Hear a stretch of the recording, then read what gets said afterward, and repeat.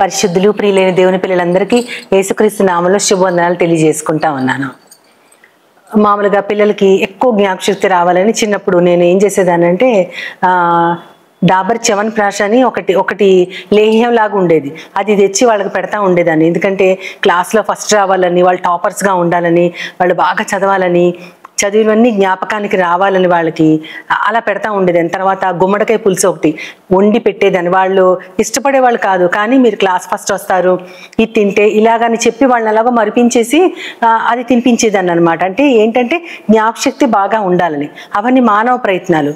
అయితే జ్ఞాపకం గురించి బైబిల్లో దేవుడు ఏం చెప్పారని ఆలోచిస్తూ ఉంటే కీర్తనల గ్రంథంలో 8వ అధ్యాయము 4వ వచనంలో ఏమని ఉంటుందంటే, మనుష్యుని జ్ఞాపకం చేసుకోవడానికి వాడేపాటి వాడు, నరపుత్రుని దర్శించుటకు వాడేపాటి వాడు అని ఉంటుంది. అంటే మనుషుల్ని నువ్వు జ్ఞాపకం చేసుకోవడం ఏంటి, అసలు మనిషి ఎందుకు పనిచేస్తాడు నీ ముందు అని దావీదు మహారాజు గారు ప్రశ్నిస్తారు. కానీ దేవుడు జ్ఞాపకం చేసుకోవడం ఏంటి, దేవుడికి ఏమైనా మతిమరుపు ఉంటుందా? కాదు కదా. ఆయన అసలు మనిషిని ఎందుకు మర్చిపోతాడు? తన పోలికలో తన స్వరూపములో ఆయన చేసుకున్నారు. అలాంటిది ఆయన మనిషిని ఎందుకు మర్చిపోతారు? దేవుని విషయంలో బైబిల్ అంతట్లో ఎక్కడైనా సరే జ్ఞాపకము అని వచ్చిందంటే దాని ఉద్దేశం ఏంటంటే లక్ష్యము.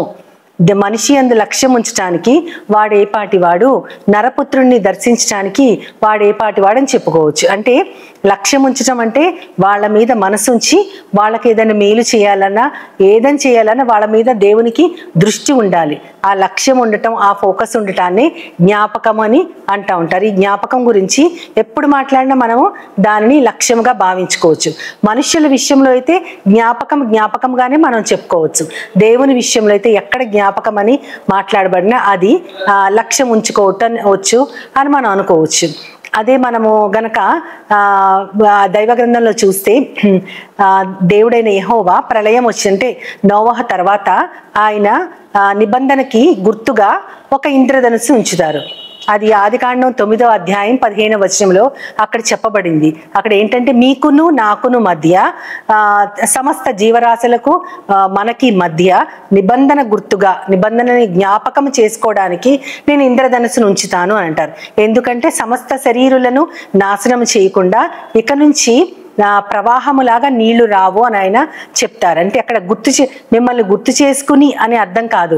మీ అందు లక్ష్యం ఉంచి ఇక్కడి నుంచి నేను ఒకేసారి సమస్త శరీరుల్ని నాశనం చేయటం అనేది జరగదు అని. అంటే మీరు గుర్తొస్తేనే, ఈ ఇంద్రధనుస్సును చూస్తేనే మీరు నాకు గుర్తొస్తారని కాదు. ఇంద్రధనుస్సు అది ఒక నిబంధనకి సూచనగా ఉంటుంది.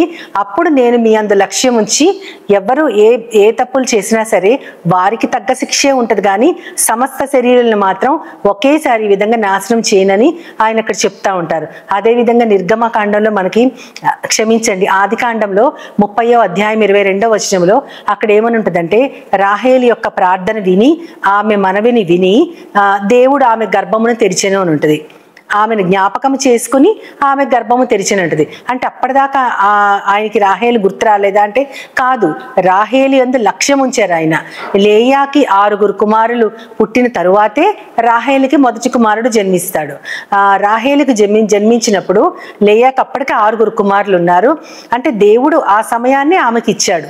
దేన్ని తెలుసుకోవాలని ఆమె సమయాన్ని దేవుడు ఆలస్యం చేశారో తెలియదు, లేదా యాకోబే తెలుసుకోవాలో తెలియదు. అంటే తను ప్రేమించిన స్త్రీ కోసం 14 సంవత్సరాలు అతను కష్టపడ్డాడు. కాబట్టి ఒకవేళ దేవుడు దీనిని ఆపారా, వారు ఒకళ్ళు ప్రార్థన చేస్తేనే దేవుడు వారి యందు లక్ష్యం ఉంచారా అని అనుకోవడానికి దేవుని యొక్క ఉద్దేశాలు ఏంటో మనకి తెలియదు. ఆయన ఉద్దేశాలు ఎప్పుడు కూడా మనం అనుకునే దానికంటే ఉన్నతమైనవి, ఆయన మార్గాలు కూడా చాలా ఉన్నతమైనవి. కాబట్టి రాహేలుని ఆమె యందు లక్ష్యం ఉంచి ఆమె గర్భము తెరిచారు అని ఉంటుంది. దానిని మనం అది మాట్లాడుకున్నా సరే దేవుడు జ్ఞాపకం చేసుకోవటం కాదు, కానీ ఆమె యందు లక్ష్యం ఉంచారని మనం చెప్పుకోవచ్చు. ఇది దైవ గ్రంథంలో ఇవ్వబడిన రీతి దేవుని యొక్క విషయాలకు వచ్చేసరికి. మరి మనుషుల విషయాలకు వచ్చినప్పుడు కొర్నేలి గురించి మనకి అపోస్తల కార్యముల గ్రంథంలో ఉంటుంది.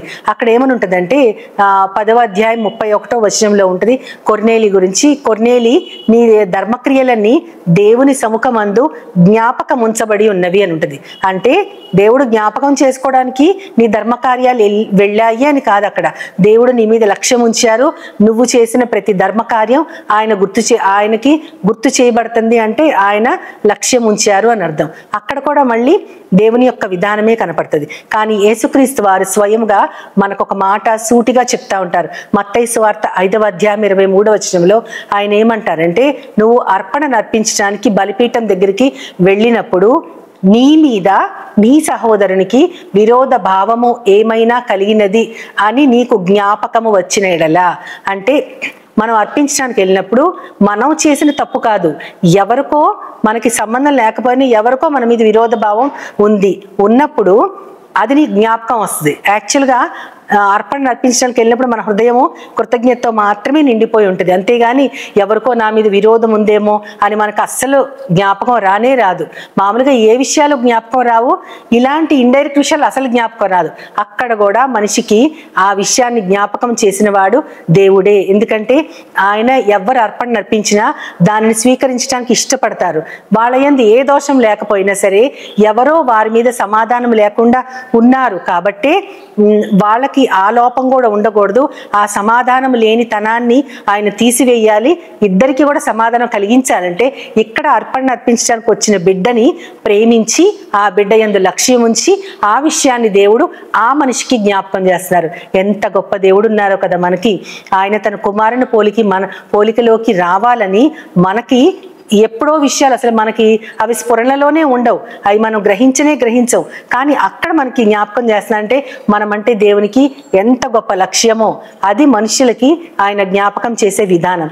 కానీ పౌలు గారు ఇంకోటి చెప్తారు. అపోస్తల కార్యముల గ్రంథములోని 20వ అధ్యాయము 35వ వచనంలో ఆయన ఏం చెప్తారంటే, నాలాగా మీరు కూడా బీదలను సంరక్షించాలని, అంతేకాకుండా ఇచ్చుటే పుచ్చుకున్నట కంటే ధన్యమని యేసుక్రీస్తు వారు చెప్పిన మాటని మీరు జ్ఞాపకం ఉంచుకొని నన్ను పోలి నడుచుకోండి అంటారు. అంటే బీదలను సంరక్షించడం అది చాలా ముఖ్యము, ఎందుకంటే పుచ్చుకొనటం కంటే ఇచ్చుటే ముఖ్యము అని యేసుక్రీస్తు వారు చెప్పారు. కాబట్టి దానిని మీరు జ్ఞాపకం చేసుకోండి, నన్ను పోలి నడుచుకోండి అంటారు. కాబట్టి మనకి జ్ఞాపకం రావాల్సిన విషయము ఇతరులని మనం సంరక్షించాలి, చేయగలిగినంతగా వారికి సహాయం చెయ్యాలి అంటే అదే ధన్యత. కాబట్టి అంతేకాకుండా మనము అర్పణ అర్పించడానికి వెళ్ళినప్పుడు కూడా దేవుడు మనకి జ్ఞాపకం చేసే విషయాలు కూడా కొన్ని ఉంటాయి.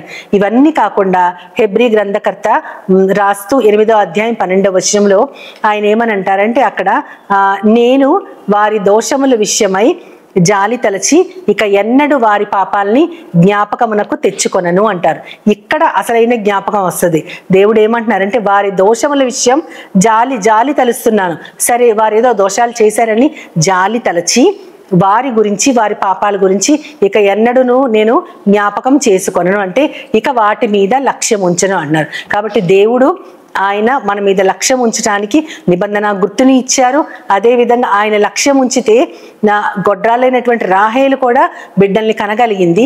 కానీ మనం మాత్రం బీదల్ని సంరక్షించాలని ఆయన గుర్తు చేస్తూ జ్ఞాపకం చేస్తూ ఇంకా మన దేవుడు కూడా మన పాపాల విషయమై మనల్ని ఆయన తప్పకుండా జ్ఞాపకంలోకి తీసుకుని లక్ష్యం ఉంచుతారని మనం ఖచ్చితంగా గ్రహించి ఆయన మన మీద లక్ష్యం ఉంచగలిగేలాగా ఇతరుల మీద మనం లక్ష్యం ఉంచుతూ ఆయన సన్నిధికి మనం అర్హులుగా ఉండాలని మనస్ఫూర్తిగా కోరుకుంటూ చిన్న ప్రార్థన చేస్తూ దేవుని సహాయం కోరుకుందాం. ప్రేమామయుడ ప్రియ పరలోకపు తండ్రి, జ్ఞాపకము అంటే నీ దృష్టిలో ఏంటో మేము చూసుకున్నాం తండ్రి. అదేవిధంగా మాకు జ్ఞాపకం చేసిన నీ విషయాలేంటో కూడా మేము తెలుసుకొని నీ ప్రకారంగా జీవించగలుగునట్లు నీకు తగిన బిడ్డలుగా, ఆ పిలుపుకి తగిన వారంగా మేము మెలగాలని మమ్మల్ని అందరినీ కూడా నీ చేతులకు అప్పజెప్పుకుంటూ నీ ప్రియ కుమారుడు నా ప్రియ ప్రభువైన యేసుక్రీస్తు వారి ద్వారా కోరి ప్రార్థిస్తున్నాను పరమ తండ్రి. ఆమేన్, ఆమేన్, ఆమేన్. వందనాలు. As Jesus now, He's always near.